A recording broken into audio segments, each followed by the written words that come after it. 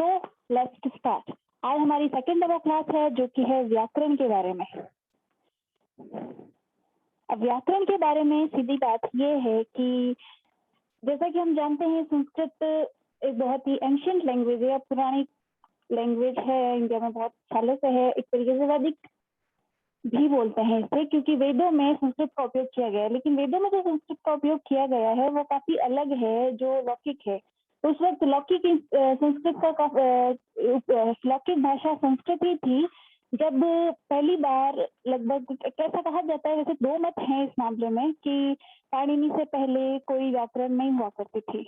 लेकिन ऐसा कहा जाता है कि पाणिनि से पहले मतलब जब कोई व्याकरण नहीं थी तो सबसे पहले पाणिनि ने व्याकरण का आविष्कार किया। लेकिन इसकी भी एक स्टोरी है। पाणिनि ने शिव की उपासना की थी। शिव की उपासना के बाद शिव जी ने आशीर्वाद स्वरूप अपना डमरू बजाया था, जिसमें 14 अलग अलग थे वो। तो उस 14 अलग अलग जो साउंड निकले उनसे माहेश्वर सूत्र, क्योंकि वो महेश यानी कि शिव के डमरू से निकले थे, इसलिए उनको माहेश्वर सूत्र कहा जाता है। और उन माहेश्वर सूत्र के अकॉर्डिंग या उनके ऊपर आधारित करके उसने पूरी व्याकरण का निर्माण किया। सेकंड बात ये पड़ता है कि पहले व्याकरण हुआ करती थी जैसे आंध्र व्याकरण कहते थे, लेकिन वो बहुत कॉम्प्लिकेटेड थी, तो बहुत लोगों के समझ में आना उसका मुश्किल था। इस वजह से ऐसा कहा, इस वजह से उसका होना नहीं होना कोई मायने नहीं रखता, क्योंकि मोस्ट ऑफ द लोग उसके टच में नहीं थे। तो पाणिनि ने बहुत ही इजी सी व्याकरण का प्रादुर्भाव किया था। पाणिनि का टाइमिंग जो हम कहते हैं काल, तो पाणिनि का काल था 5th BC यानी कि ईसा से 500 वर्ष पूर्व। ये पाणिनि का काल था। यानी इस टाइम संस्कृत का यानी हमारी जो हम जो व्याकरण पढ़ते हैं उसका फर्स्ट प्रादुर्भाव कह सकते हैं या स्टार्टिंग कह सकते हैं, वो उस टाइम हुई थी, पाणिनि द्वारा की गई थी। और पाणिनि ने उसके ऊपर सबसे पहला अपना ग्रंथ लिखा था संस्कृत व्याकरण के ऊपर। उसका नाम था अष्टाध्यायी, जिसे पाणिनि की अष्टाध्यायी कहते हैं। लेकिन कहा जाता है कि वो पूरी तरह से पूर्ण नहीं थी, उसमें बहुत ही शॉर्ट वो थे सूत्र, जिनका पूरा का पूरा वो क्या कहते हैं, जिनका पूरा का पूरा डिस्क्रिप्शन निकालना थोड़ा मुश्किल था, इसलिए उसके ऊपर वार्तिक और महाभाष्य लिखे गए। वार्तिक कात्यायन द्वारा और महाभाष्य लिखे थे पतंजलि ने। इन दोनों के लिखने के बाद ये एक तरीके से कंप्लीट हो गई थी। लेकिन फिर इसके ऊपर आगे से आगे खूब सारे बृहद सिद्धांत कौमुदी, मध्यम सिद्धांत कौमुदी और लघु सिद्धांत कौमुदी तक लिखी गई। आजकल हम जो पढ़ते हैं यूजुअली व्याकरण के लिए यूज करते हैं, उसे हम लघु सिद्धांत कौमुदी को करते हैं, जिसमें पाणिनि के अष्टाध्यायी, कात्यायन के वार्तिक और पतंजलि के महाभाष्य तीनों को इंक्लूड करके और इजी वे में उसे प्रदर्शित किया गया है, इसलिए हमारे लिए वो पढ़नी इजी होती है।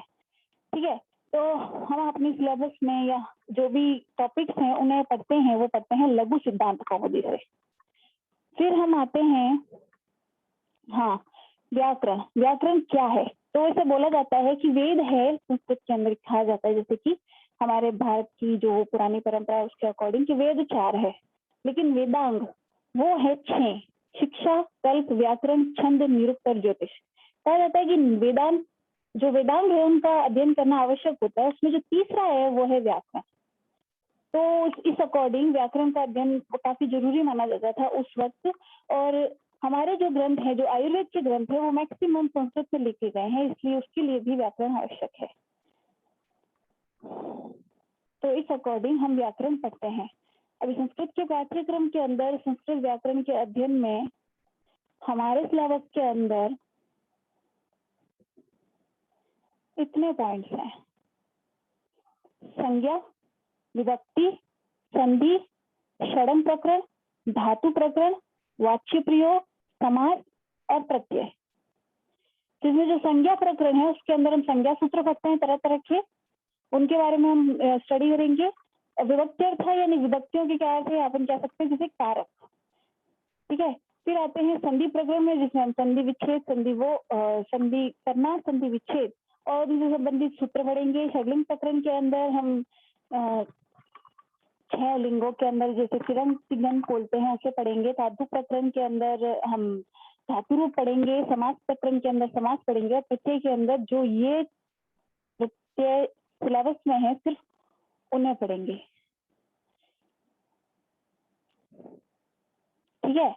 नाउ आगे बढ़ते हैं।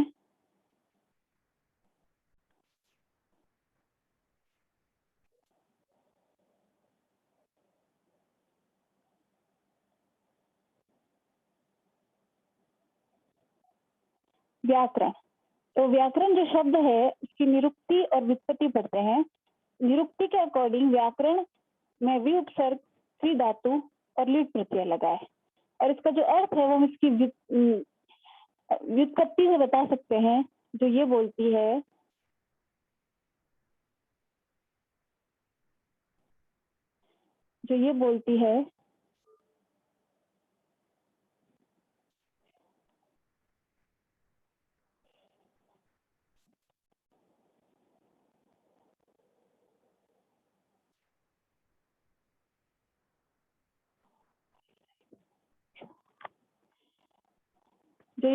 व्याक्रियन्ते, यानी जो विवेचन करता है या विवरण करता है, जो विवरण करता है, विवेच्यन्ते यानी विवेचन करता है, प्रकृति प्रत्यय आदियो, प्रकृति प्रत्यय आदि का, प्रकृति प्रत्यय से शुरुआत होती है सारे शब्दों की, क्योंकि प्रकृति मतलब कोई धातु या कोई भी वर्ड है उसमें प्रत्यय लगा के हम जो शब्द बनाते हैं उनके बारे में, या इससे रिलेटेड जितने भी काम है उनके बारे में, यत्र जहाँ, तद उससे व्याकरण, व्याकरण कहते हैं। इस अकॉर्डिंग इसकी डेफिनेशन हुई कि जो प्रकृति प्रत्यय आदि का के बारे में जहां पर विवरण और विवेचन किया जाए उसे हम व्याकरण कहेंगे। ठीक है, तो प्रकृति और प्रत्यय क्या हुए? प्रकृति और प्रत्यय यानी कि हम जो भी शब्द या वर्ड यूज करते हैं तो सबके सब प्रकृति प्रत्यय से बनते हैं। उस अकॉर्डिंग पूरे व पूरे शब्दों का निर्माण, उनका यूज, उनका क्या क्या रूप हो सकता है, उन सब के बारे में जानना, उसे क्रिएट करना, ये सब कुछ व्याकरण के अंतर्गत आता है। फिर हम आते हैं व्याकरण का प्रमुख चीज, पाणिनीय व्याकरण जो हम आजकल पढ़ते हैं उसकी शुरुआत सिर्फ और सिर्फ एक चीज से होती है, वो है माहेश्वर सूत्र। जब तक आपको ये नहीं पता होंगे आप एक भी सूत्र नहीं समझ सकते। माहेश्वर सूत्र टोटल 14 है, जिसमें से ये 4 है स्वरों के लिए, और उसके बाद बाकी की ये 10 है जो है व्यंजन का, जो व्यंजन कहलाए जाते हैं। इन दोनों के और एक नाम होता है अ से शुरू होके जो च पे खत्म होते हैं, यानी कि अच। ये एक प्रत्याहार है। प्रत्याहार का मतलब होता है कि माहेश्वर सूत्र के अंदर जो पहले का अक्षर है और जो आखिर का अक्षर है, तो उनके बाद में इसके बीच में आने वाले जितने भी अक्षर हैं उन सबकी प्रत्याहार संज्ञा होती है।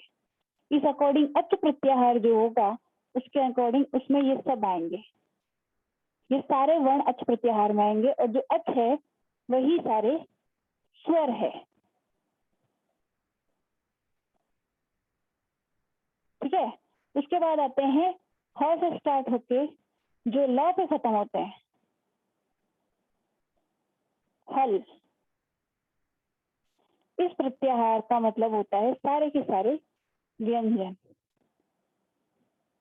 ठीक है, तो सारे व्यंजन किसमें आएंगे? हल में। और सारे स्वर किसमें आएंगे? अच में। क्योंकि हम स्वर और व्यंजन वर्ड यूज नहीं कर सकते, तो सूत्रों के अंदर जहां पर भी अच या हल लिखा हो उसका मतलब ये माना जाएगा, और जब तक ये नहीं होंगे तब तक हम सूत्रों का अर्थ नहीं समझ सकते, इसलिए ये समझना जरूरी है। दूसरा, ये सारे याद होने जरूरी है। जैसे हम जब तक हम काउंटिंग याद नहीं करेंगे 1 से 100 तक या जितनी भी है, तो हम टोटल यानी कि जोड़ बाकी गुणा भाग नहीं कर सकते। उसी तरह से जब तक हम ये 14 माहेश्वर सूत्र याद नहीं करेंगे तब तक हमारे लिए सूत्रों को समझना मुश्किल होगा। इसलिए यूजुअली हम एक ये काम कर सकते हैं कि जो माहेश्वर सूत्र है जब तक याद नहीं होते तब तक एक पेपर पे लिख के साइड में रख सकते हैं, ताकि हमें पता चलता रहे कि भाई हाँ इसका मतलब क्या होगा। ठीक है, तो ये सारे माहेश्वर सूत्र हैं। अब इसके अंदर सारे वर्ण किस तरह से व्यवस्थित हैं? एक तो है ये अ ई उ, और फिर ये ना, ये जो पीछे के वर्ड है वो सारे के सारे हलंत लगाए हुए हैं और कहीं पर भी नहीं है। इनका मतलब होता है कि ये सारे के सारे हलंत से लगे हुए हैं। अभी इनकी क्या है कि एक संज्ञा होके लोप होता है, वो हम संज्ञा सूत्र में बाद में पढ़ेंगे। तो उसके बाद में सिर्फ स्वर बचेंगे इसमें, और इसमें सिर्फ व्यंजन जो पूरे हैं वो बचेंगे। लेकिन उसके बाद में जो बचता है वो ये बचता है, वो बचता है ये सारे स्वर। इसमें भी आप देख सकते हैं कि दो प्रकार के हैं, इस लाइन से ऊपर के अलग और इस लाइन से नीचे के अलग। इनको कैसे अलग किया जाता है? अ, ई, उ, ण, रील, री, क, यानी जो ये अक प्रत्याहार वाले हैं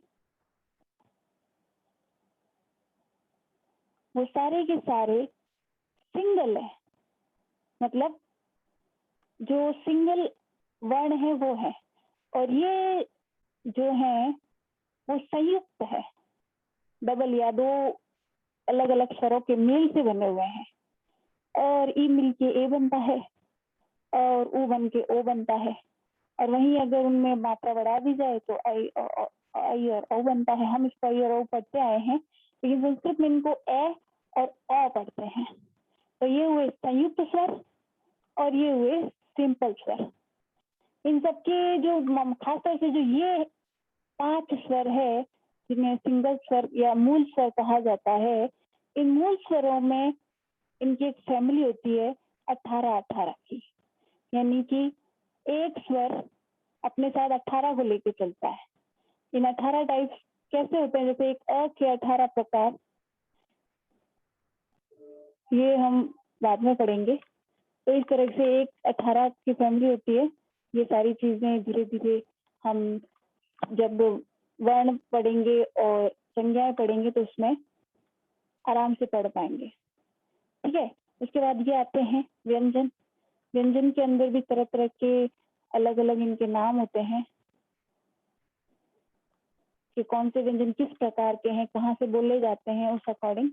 तो ये सब कुछ हम बाद में धीरे धीरे पढ़ते रहेंगे। फिलहाल संज्ञा सूत्र पढ़ेंगे, और संज्ञा सूत्र में भी ये पढ़ेंगे कि संज्ञा प्रकरण में वैसे हमारे हम ये पढ़ते हैं, ये तो ये लिस्ट हो गई क्या क्या पढ़ा जाता है, कौन कौन से जो प्रत्यय है वो हमारे सिलेबस में अभी डाले गए हैं, हमें कौन से पढ़ने हैं जो। फिर आते हैं जो संज्ञा सूत्र है, उसमें भी ये कि संज्ञा क्या होती है, संज्ञी क्या होता है, और उसके बाद हम 4-5 संज्ञाएं एज एग्जाम्पल पढ़ने वाले हैं। तो ये है हमारा प्लान। तो आगे बढ़ते हैं इसके साथ। सबसे पहले संज्ञा क्या होता है? हमने हिंदी में हमेशा बचपन से एक ही डेफिनेशन पढ़ी है या जो परिभाषा पढ़ी है कि किसी वस्तु व्यक्ति या स्थान के नाम को संज्ञा बोलते हैं। तो किसी भी चीज का नाम या किसी भी चीज को जिस चीज से बुलाया जाए वो एक संज्ञा है। तो बोलो संज्ञी क्या है? यानी जिस चीज को उस नाम से बुलाया जा रहा है वो उस संज्ञा का संज्ञी हो गया।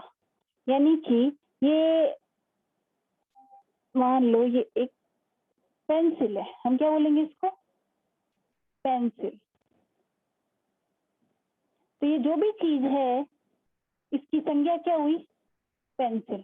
तो ये जो संज्ञा है इसका संज्ञी क्या हुआ? ये वस्तु जो यहाँ दिखाई दे रही है।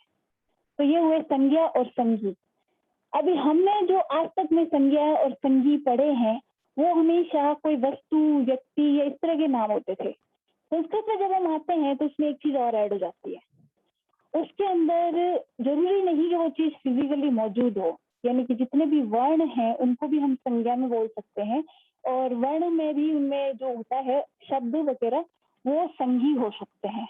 स्वर व्यंजन वगैरह ये सब कुछ संज्ञा हो सकते हैं, संज्ञी हो सकते हैं। इनकी संज्ञाएं होती है और संज्ञी ये खुद होते हैं।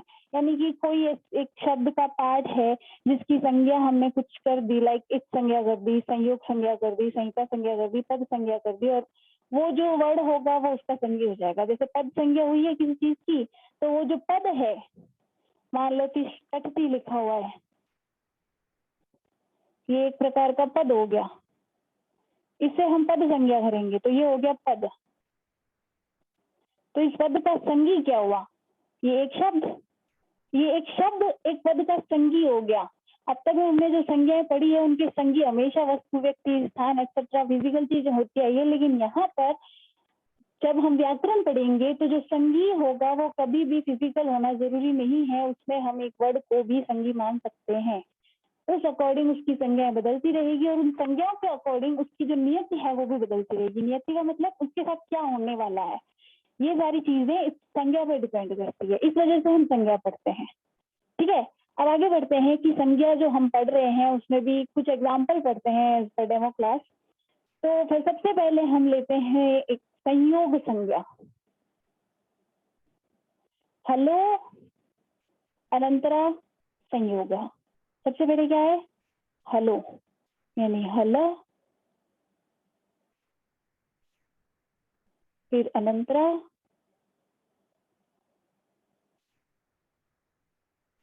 अब इसके भी दो टुकड़े कर सकते हैं, अन और अंतरा संयोग।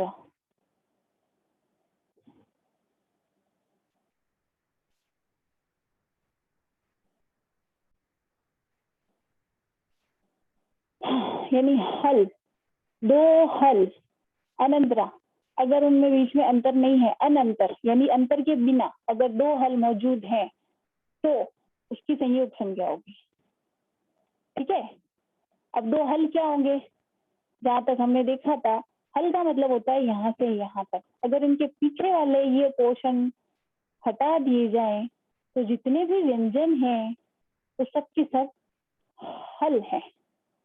ठीक है, एक और बात ध्यान रखने योग्य है वो ये कि अगर कोई हल अकेला है और उसमें किसी भी स्वर का मिश्रण नहीं है तो उसे ऐसा लिखा जाएगा, हलंत लगा के। ठीक है, अब इसको हलंत क्यों बोलते हैं, इसको हलंत नहीं बोलते, एक्चुअल में इसका नाम कुछ और होता है, लेकिन इस वर्ड को हम हलंत बोलते हैं, इस अक्षर को हम हलंत बोलते हैं। और उसका रीजन ये होता है कि इसके अंदर पीछे कोई स्वर नहीं जुड़ा हुआ, इसमें स्वर नहीं जुड़ा हुआ, ये अकेला है।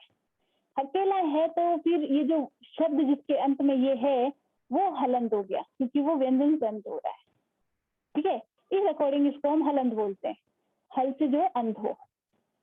इस अकॉर्डिंग हमारे हल के जो मतलब है वो ह, य, व, र, ल, न, म, न, न, झ, भ, घ, ढ, ध, ज, ब, ग, ड, द, ख, प, छ, ठ, त, च, ट, त, प, प, श, स, और ह। जैसे ह यहाँ पर 2 बार आता है, उसके अलावा और कोई भी वन 2 बार नहीं है। तो आगे बढ़े तो ये जो हमारे स्वर हैं, सॉरी ये जो हमारे हल हैं, जितने भी हल प्रत्याहार के अंदर ये सारे वर्ण आएंगे। ये जो इस बॉक्स के येलो बॉक्स के अंदर है वो सारे हल प्रत्याहार के अंदर आएंगे। और इस हल प्रत्याहार के अंदर जितने भी अक्षर आते हैं उनमें अगर कोई स्वर नहीं जुड़ा हुआ है, ऐसे दो हल प्रत्याहार के अंदर आने वाले दो व्यंजन अगर एक दूसरे के आसपास आए, यानी ज के बाद में ख आ गया, या इस तरह से जितना भी पॉसिबिलिटीज हैं तो उसकी संयोग संज्ञा होगी। ठीक है, तो ये हुई हमारी संयोग संज्ञा। यूजुअली संयोग संज्ञा में पता है क्या होता है, हमने संध्या पढ़ी है ना, 3 प्रकार की बोली जाती है, एक स्वर संधि, एक व्यंजन संधि, एक विसर्ग संधि। तो यहाँ पर ये ध्यान में देने वाली बात है कि जब भी दो या जब भी संयोग संज्ञा होगी तो वहां पर व्यंजन संधि होगी। ठीक है, व्यंजन संधि वही होगी जहाँ संयोग संज्ञा होगी। व्यंजन संधि के लिए जरूरी चीजें हैं, इसको व्यंजन संधि हम हिंदी में बोलते हैं, बाकी अगर हम संस्कृत में उठाएं तो इसको भी हल संधि बोलते हैं, क्योंकि ये हलों से स्टार्ट होती है। ठीक है, हल संधि कब होगी, जब संयोग संज्ञा होगी। ठीक है, तो ये हुई संयोग संज्ञा। फिर आते हैं संहिता संज्ञा, सेकंड इम्पोर्टेंट थिंग, संहिता संज्ञा। अभी इस संहिता संज्ञा में क्या लिखा है, संहिता में लिखा है इन्होंने परह। तरह का क्या मतलब हुआ, अभी इसके जस्ट बाद में ये पढ़ा जाता है। कई बार जो सूत्र लिखे गए हैं पाणिनि इनके, यहाँ पर एक चीज ध्यान रखने वाली होती है कि जब भी कोई सूत्र पढ़ा जा रहा है उसके जस्ट बाद में कोई पढ़ा जा रहा है तो उससे रिलेटेड उसका अर्थ निकलेगा, उसके पूरे सूत्र के अंदर वो सेंटेंस नहीं बन रहा। लेकिन अगर आप उसके पहले वाला सूत्र पढ़ोगे तो उसका मतलब समझ पाओगे। तो इसके पहले ये पढ़ा जाता है, ठीक पहले इस तो हलो अनंतर संयोग। अब यहाँ हलो के बारे में बात की गई है ना। तो तरह का मतलब यानी उसके अलावा। तो हल के अलावा क्या हुए, हल ये सारे हो गए। तो हल के अलावा क्या हुए, वो हुए हमारे अच। ठीक है, अच यानी कि स्वर, वो हुए हल के अलावा। यानी अगर कोई दो स्वर पास में आए, दो अच पास में आए, सन्निकर्ष अगर आसपास पास आए संहिता, तो उनकी संहिता संज्ञा होगी। अभी ये बात सभी समझ रहे होंगे कि जब संहिता संज्ञा होगी तो कौन सी संधि होगी, तब हम स्वर संधि करेंगे। ठीक है, और स्वर संधि को हम संस्कृत में क्या कहते हैं, अपसंधि, क्योंकि वो अचों की संधि है। ठीक है, स्वर संधि को हम अपसंधि भी कहेंगे। और ये कब होती है, जब संहिता संज्ञा होती है। जब भी कहीं संहिता बढ़ेगी वहीं पर अपसंधि होगी, और जहाँ संयोग होगा वहां हल संधि होगी। तो ये संयोग और संहिता संज्ञा करने का रीजन हुआ, और ये हुई संयोग और संहिता संज्ञा। ठीक है, संज्ञा क्या हुई, संहिता और संयोग। संज्ञा क्या हुआ, वो शब्द जहाँ ये सब होने वाला है, और चूंकि हम उसे संयोग और संहिता संज्ञा दे रहे हैं, इसी वजह से हम वहां संधि कर पा रहे हैं।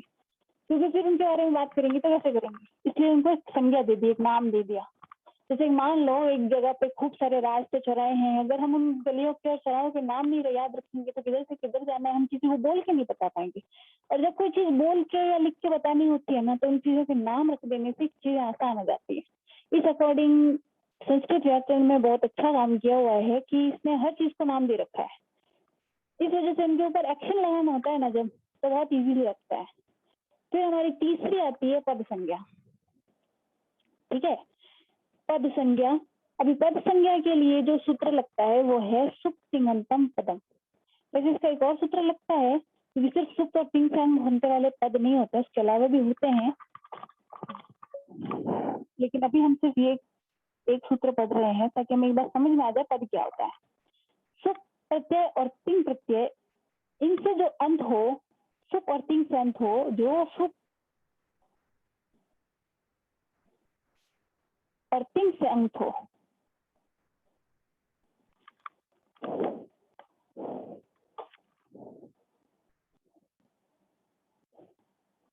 जो सुप और तिंग से अंत हो, ठीक है, उसको अंत हो, उसको हम पद संज्ञा देते हैं। अब यहाँ सबसे बड़ी चीज ये है कि सुप और तिंग क्या होते हैं। सुप और तिंग एक प्रत्यय समूह है। जैसे प्रत्याहार हम माहेश्वर सूत्र में बनाते हैं ना, प्रत्ययों में भी प्रत्याहार बनते हैं। सु से स्टार्ट होता है ये, और त पर खत्म होता है। टोटल 21 प्रत्यय है ये। ठीक है, जहां पर ये 21 प्रत्यय लग जाए वो सुप प्रत्यय। ठीक है, या उसको बोलते हैं हम बहुत ही शानदार सुबंत। ठीक है, ये हो गए हमारे सुबंत। और जो तीन से अंत होते हैं, तीन प्रत्यय कितने होते हैं, तीन प्रत्यय होते हैं 18। टी से स्टार्ट होते हैं, वैसे तो होता है फर्स्ट टिप। ठीक है, और म से अंत होते हैं, लास्ट वाला भी आंग होता है, नहीं महीन। आखिरी प्रत्यय होता है महीन। टिप से स्टार्ट होके महीन पे खत्म होते हैं। ये होता है टोटल 18 प्रत्यय। ये 18 प्रत्यय और ये 21 प्रत्यय जिसके पीछे लग जाते हैं ना, वो बन जाता है पद। उसकी पद संज्ञा होती है, या कह सकते हैं कि उससे पद कहा जा सकता है। पदों से मिलकर सेंटेंस या वाक्य बनता है। अभी ये सुप और प्रत्यय, तीन प्रत्यय काम क्या आते हैं। अब इसमें यूं है कि भाई ये 21 प्रत्यय है, ये 21 के 21 प्रत्यय जो 21 शब्द रूप बोलते हैं हम अष्टमी, यानी कि जो हमारा संबोधन कारक है उसको छोड़ के जो प्रथमा से सप्तमी विभक्ति तक जो शब्द रूप होते हैं वो बनते हैं ये प्रत्यय लगने से। और जो तिंग है आत्मनेपद के 9 और परस्मैपद के 9, टोटल 18, ये पीछे लगने से क्या बनते हैं, इनके पीछे लगने से बनते हैं धातु रूप।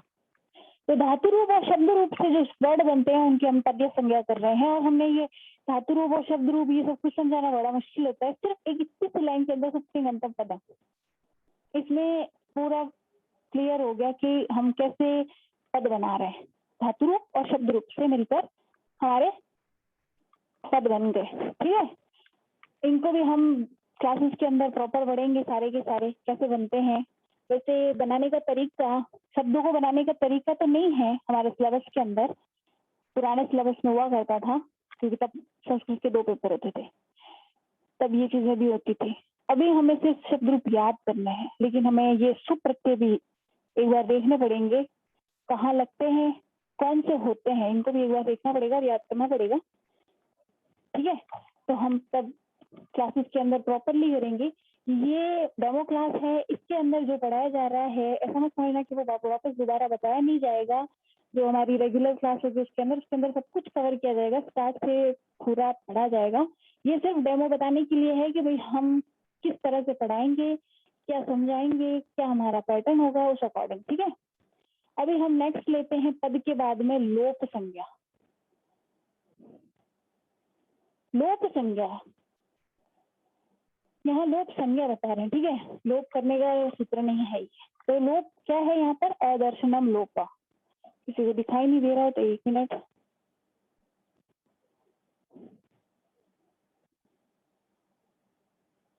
अदर्शनम लोपा। ठीक है, अदर्शनम सबको इसका मतलब तो सीधा सीधा पता चलता है, दर्शन यानी देखना, अदर्शनम यानी जिसको देख नहीं सकते वो लोप है। यानी कि जब भी हम कोई चीज ऐसी है, या लोप का मतलब ये हुआ कि जो चीज दिखनी बंद हो जाए, या जिसे हम हटा दें तो तब दिखनी बंद होगी। हम हटाएंगे तब, मान लो ये सुप है, इस सुप के पीछे का प हटा दिया, पीछे सिर्फ सु बचेगा। ठीक है, मान लो ये महीन है, इसके पीछे का ये हटा दिया, खाली मही बचेगा। ठीक है, तो इसका क्या हुआ, इसका लोप हो गया। इस पर का क्या हुआ, लोप हो गया। सुप में से भी इस पर का क्या हुआ, लोप हो गया, क्योंकि वो दिखाई देना बंद हो गया। इसका पता यूज कहाँ आता है, सबसे बड़ा यूज में यहाँ माहेश्वर सूत्र में जो आता है वो बताती हूँ। एक सूत्र आता है लोप करने का जिसे बोलते हैं हलंत्यम। जस्ट अदर्शनम लोप के बाद में पढ़ा जाता है, यानी जो भी वर्ड हल से अंत होगा उसका लोप हो जाएगा। ठीक है, वैसे तो उसकी इत संज्ञा होगी और इत संज्ञा का लोप होता है, करके 3-4 सूत्र लगते हैं, लेकिन मैं इसलिए बता रही हूँ कि भाई किस वर्ड का लोप हो रहा है वो उसका पता लगाने के लिए। तो जब माहेश्वर सूत्र पढ़ते हैं तो उसके अंदर ये ण है, ये हल है, ये क है, ये हल है, न है, ये क हल है, ये च है, ये भी हल है। दिखाई नहीं दे रहा होगा,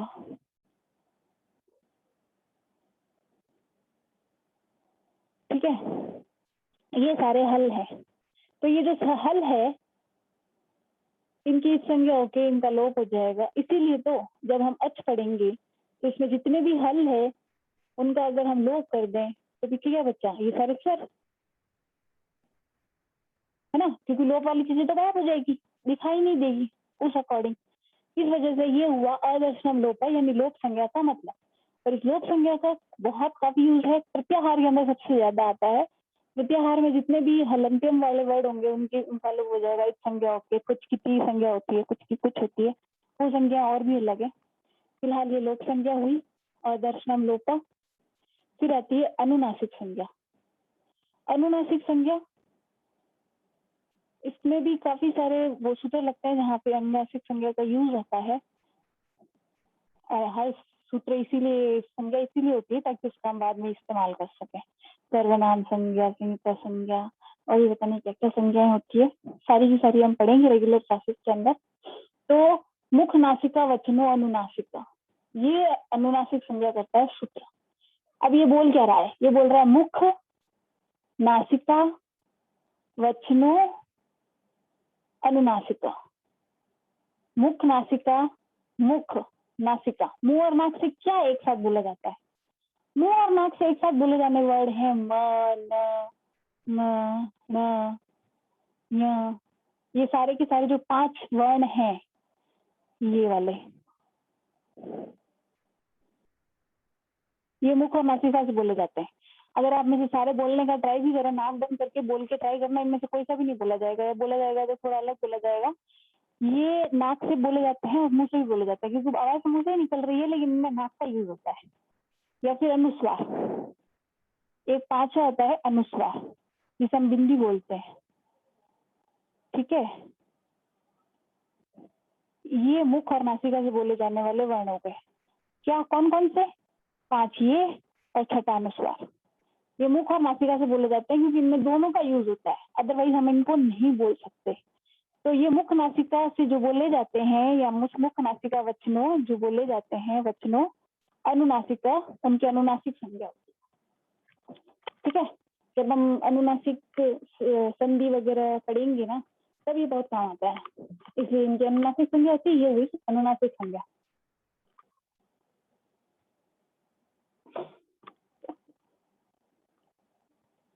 इस प्रकार से हमने पढ़ लिए सारे के सारे नहीं, जो आज हमने शेड्यूल किए थे उसमें संज्ञा प्रकरण के सूत्र पढ़ लिए हैं।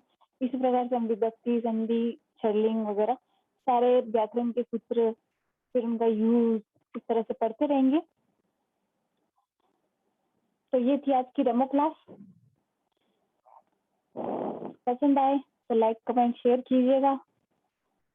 अभी के लिए गुड नाइट।